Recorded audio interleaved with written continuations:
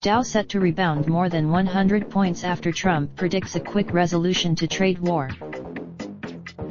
U.S. stock index futures rose on Friday after President Donald Trump said the ongoing trade war could be over quickly, but equities were still on pace to close lower for the week.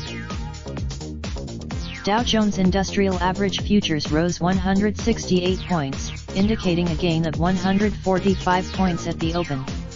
S&P, Trump told reporters on Thursday afternoon he expected the U.S.-China trade war to end swiftly.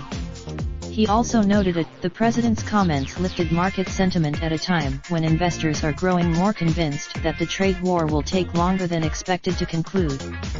The Dow and S&P crude prices are down more than 6% this week as trade worries spilled over to other markets.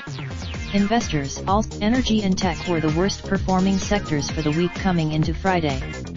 The energy sector, chipmakers led tech down this week as the VanEck Vectors Semiconductor ETF SMH dropped 5.1%.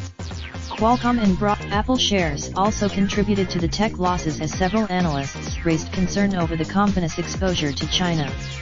The stock is down. The growing worries around a US/China elongated trade battle and its implications on the tech space are heavily weighing on the minds of both investors and the companies themselves caught in the crosshairs, Dan Ives, analyst at Wedbush Securities, wrote in a note to clients.